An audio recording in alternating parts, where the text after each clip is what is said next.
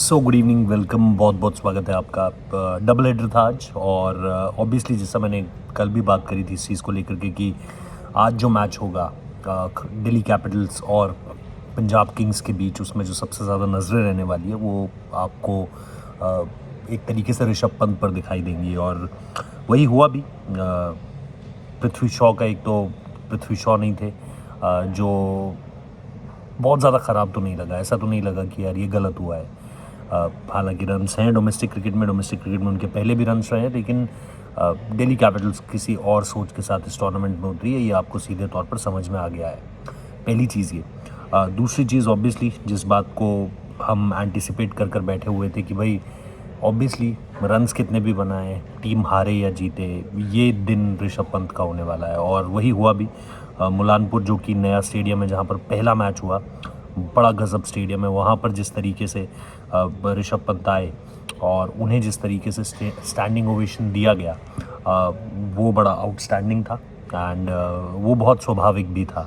Catch छूटा 4 run पर, चौका आया हर्षल पटेल पर, फिर चौका मारा, बहुत सारी चीज़ें हुई। 18 रन पर जब आउट हुए तो ठीक है, थोड़े से रस्टी लग रहे थे, लेकिन वो स्वाभाविक था यार बहुत ज़्यादा, क्योंकि इतने लंबे समय बाद, ऑलमोस्ट 1.25 साल बाद जब आप क्रिकेट के मैदान पर वापसी कर रहे हो तो ये बहुत स्वाभाविक है। तो वो चीज़ कहीं ना कहीं उनकी बल्लेबाजी में दिखी। लेकिन ठीक है, ये भी हमें पता है कि ईशांत शर्मा के एंकल में चोट लगी है। अभी क्या अपडेट है? अभी तक कोई अपडेट नहीं है, और वो चीज़, उस चीज़ ने थोड़ा सा और कमज़ोर कर दिया। वरना लास्ट के ओवर्स तक, कम से कम लास्ट के 3 ओवर्स तक, चलो लास्ट ओवर तो नहीं बोलूँगा, लेकिन लास्ट के 3 ओवर्स तक दिल्ली हंट में थी। और एक बढ़िया अच्छा ओवर, क्योंकि यार देखो, आप मिच मार्श से ये उम्मीद नहीं कर सकते कि यार वो आपके लिए नई बॉल के साथ एक एंड संभाल कर आपके लिए गेंदबाजी करने वाले हैं। तो वहाँ पर दिल्ली की टीम थोड़ी सी कमज़ोर पड़ती हुई नज़र आई। कुलदीप यादव ने वापसी कराने की कोशिश करी, प्रभ सिमरन का विकेट लिया, जितेश का विकेट लिया, बट वज़न्ट इनफ, है ना। वो चीज़ आपको साफ तौर पर देखने को मिली। उसमें भी अगर आप देखो जिस तरीके से फिर सैम करन की पारी आई है, पिछली बार इतना बड़ा दाम उन्हें दिया गया था, लेकिन उस तरह की परफॉर्मेंस नहीं थी। आज आप देखो शिखर धवन, जॉनी बेस्टो ने पहले शुरुआत अच्छी की, लेकिन उसके बाद जिस तरीके से विकेट्स गिरी और आपको लगा कि यार एक पार्टनरशिप चाहिए बीच में, और जब लग रहा था कि यार कुलदीप यादव ने मैच ख़त्म करने की तरफ बढ़ा दिया है और दिल्ली कैपिटल्स इस मैच को और अच्छे से जीत सकती है, सडनली हमने देखा कि थिंग्स रैपिडली चेंज्ड और उसने गेम पूरी तरीके से बदल कर रख दिया। तो ये तो हुई दिल्ली और पंजाब के मैच के बाद, जहाँ जैसा मैंने सैम करन के बारे में कहा, Sam Curran was exceptional.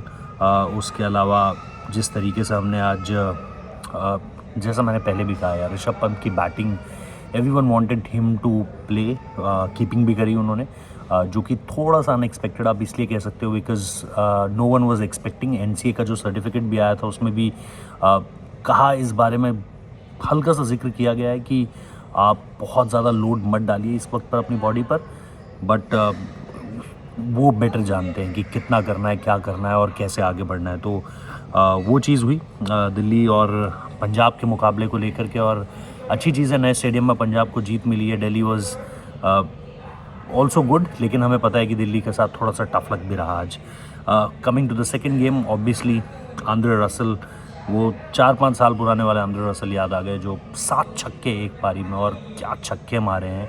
Again Kolkata night Riders का जो आप मिडिल ऑर्डर देखोगे, 0, 9, 8 इस तरह के स्कोर्स दिख रहे हैं। वेंकटेश अय्यर, फिर आप नीतीश राणा को उसमें देख लीजिए, रिंकू सिंह को स्टार्ट मिला, कन्वर्ट नहीं हो पाया उनसे उतना ज़्यादा, बट जो एक पारी रही ज़बरदस्त वो रही आंद्रे रसल की। ऊपर से थोड़ा फिल सॉल्ट ने खेला, बहुत तेज़ नहीं खेला था, लेकिन हाँ ये ज़रूर था कि केकेआर स्ट्रगल कर रही थी। फिल सॉल्ट की पारी भी किसी तरह की कोई मदद तो नहीं दे पाती, बट जिस तरीके से आंद्रे रसल ने आकर बैटिंग करी है, उसका किसी टीम के पास कोई जवाब नहीं है।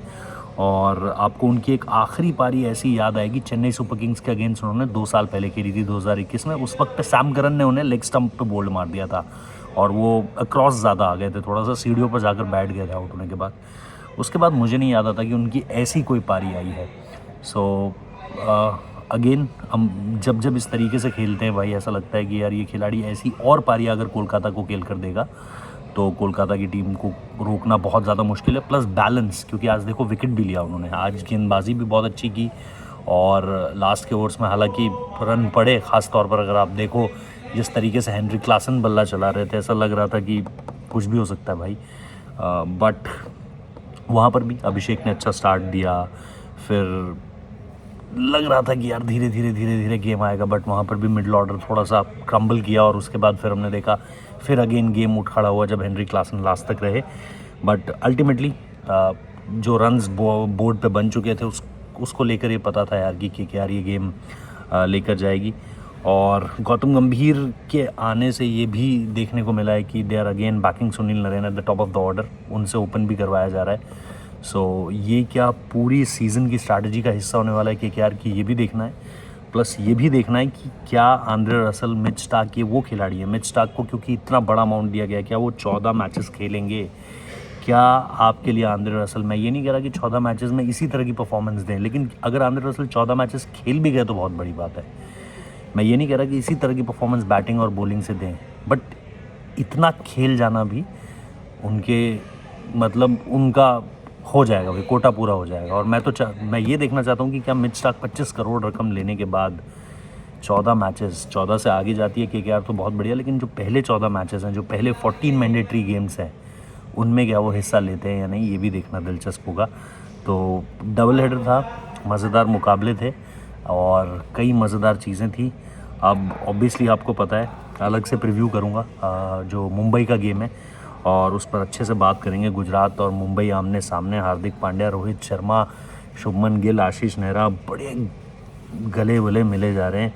बट ठीक है, सबको पता है यार चीज़ें इतनी साफ़ और इतनी जिसे आप कहो कि इतनी क्लियर नहीं है जितनी आपको तस्वीरों में दिख रही है, उस पर अलग से बात करेंगे।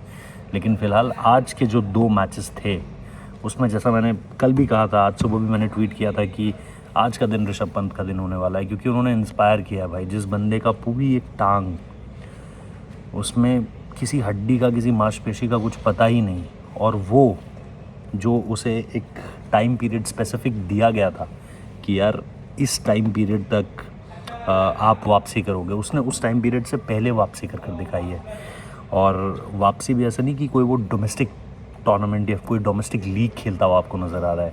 इस playing Indian Premier League, toughest competitors, international cricketers, सबसे टॉप लेवल की क्रिकेट, तो वो चीज़ आपको उनमें भी दिखाई दे रही है। So that's all for today. थोड़े से अभी ट्रैवल में हूँ, जर्नी में हूँ, तो आप लोगों को ऐसे टूटे अलग अलग जगहों से इस तरीके से, कभी एयरपोर्ट में बैठ के, कभी मार्केट में बैठ के, देखो डिस्टर्बेंस, तो ये चीज़ आप लोगों को थोड़ा सा और क्लैरिटी के साथ मिलेगी। बट अभी के लिए फ़िलहाल thank you so much, take care and enjoy.